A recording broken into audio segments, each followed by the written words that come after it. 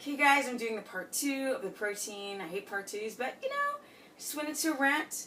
So basically I was trying to explain to you guys that every gram of protein matters. Everybody's DNA and genetics is very different. You have to find out what your protein tolerant level is. If you go over 1 gram of protein, your liver can start producing glucose. This is no joke. How do I know? Because I've worked with 700 people with glucometers. I was just as naive as the person before. I suggested over 100 grams of protein easily for people. Now I don't, because I learned very quickly that if you go over 100, for most people, your glucose is going to spike. So you see these things online where this community of people that they kind of realize that it's not easy to become highly keto adapted.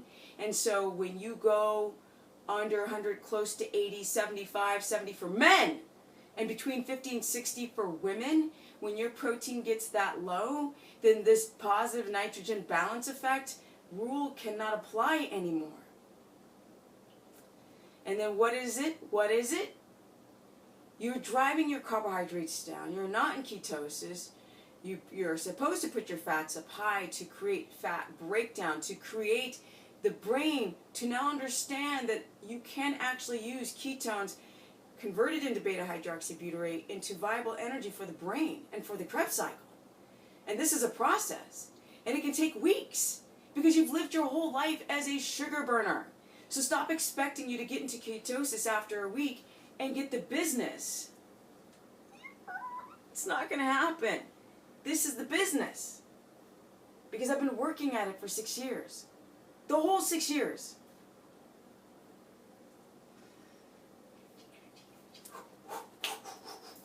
So, yes, it does matter. Your amount of protein matters. But you guys, those people, those bullies online who fight to the end in the depths and the bowels of hell for their protein. Because if you don't eat enough fat, you won't feel satiated. Those hunger signals and leptin signals are going to be out of balance. And now you're hungry. So you jack up the protein, and protein gives you a sense of fullness. But that too much protein, because as hunter-gatherer societies, we did gorge on protein. And we tried to stick with the fattier parts of the animal because that's where the love is. That's where the vitamins are and the minerals. Pure protein doesn't have that. They weren't eating egg whites and chicken breasts and tuna. No! So with that said, we need to rethink everything. Use your glucometer. Because if you're eating high protein to lose weight, because people are like, well, if you eat, here's the thing. If you eat high protein, you're still a sugar burner. Even if the urine strips say ketones, it's just ketones leaving the body. And anyone can make ketones by not eating carbs. The secret is to use them. That's the secret. That's the business. And that's where I say crossing that bridge over to ketosis land is not an easy one to cross. If it's easy, you're not in ketosis.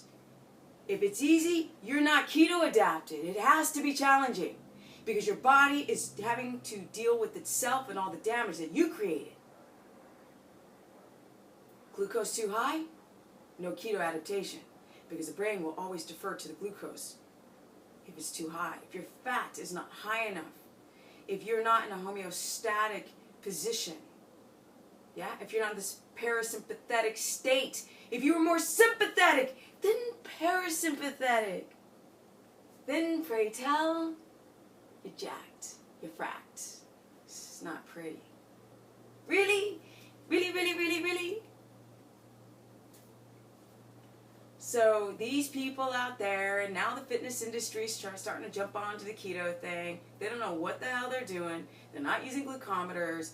They're going by with the stuff that they look online, which is fine. Look at everything, do your due diligence, but use your glucometer and find out your tolerance to carbs, proteins, and fats. There's no limit.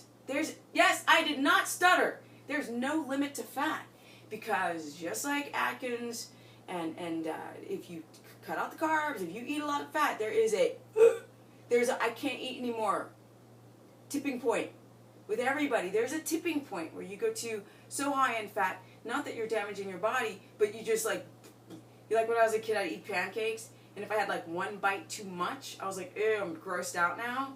That's what happens when you eat so much fat and you get past your tipping point. But you have to reach that tipping point in the beginning. And you have to put your body in parasympathetic state. And you've got to be in homeostasis. That means you've got to focus on your liver, your reproductive, your colon, your thyroid, and your medulla, the midbrain. And your personality, of course. Of course, your personality. So these things have to be fixed before talking about macros. You have to fix your shite. Just thinking about going to bed early. Thinking about not arguing. And these people arguing online, you're not in ketosis. You're not. Because you're bullying behind your computer. Don't you guys have something else to do? Like, people are so awesome. My channel, thank you.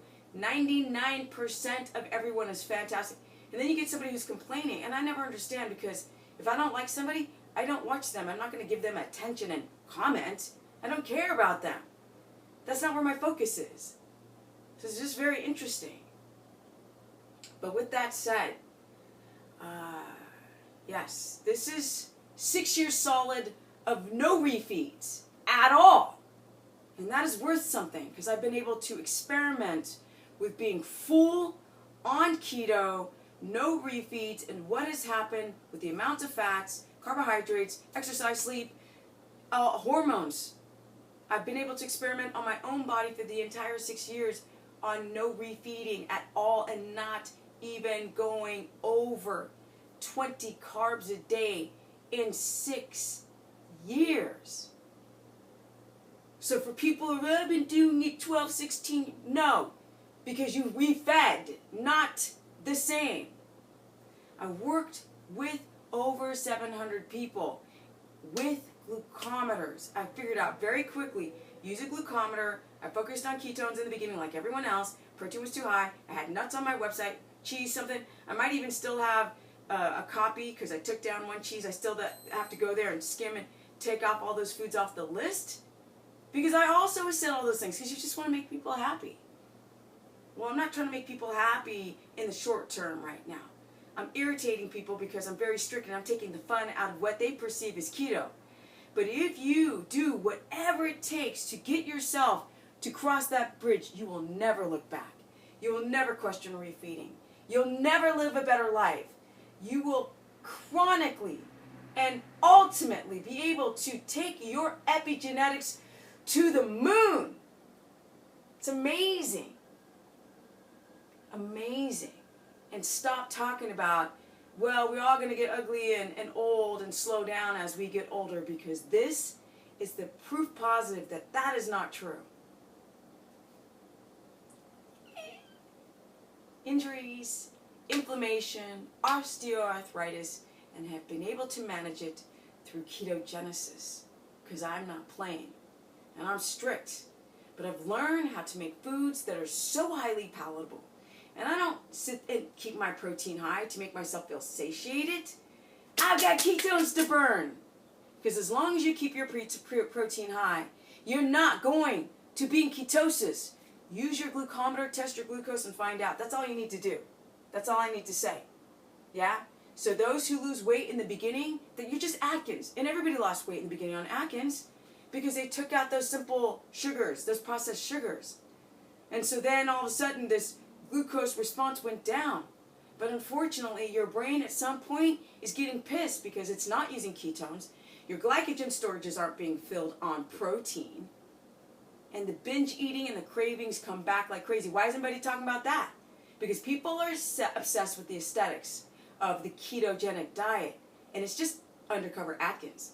People who eat high protein and moderate fat and low carb, that's Atkins. That's not keto. Don't get it twisted. Okay, guys, if you want to learn more about what your protein tolerance level is, we're all different. But what I've known from coaching 700 people, every day I coach and I take notes and I encourage people to use glucometers. When the protein is 1 gram too much, you pop out of ketosis or you don't adapt. And you're still tired, you still wake up tired, and you still have that postprandial slump, you still drink your caffeine, and you have a hard time getting to REM state. Booyah! Okay, guys, if you want to learn more how to really get into ketosis, if you don't like me bouncing around, then don't watch and just listen. You can go to stephanieperson.com, Stephanie the Business Person, my Facebook fan page, where I write articles about your health and not about a bunch of fake lasagna and about before and after pictures, because that's not what I like to talk about. I like to talk about the health and how you can feel better. Or Stephanie KETOGENIC on my Instagrammy. Peace out. Don't eat too much protein.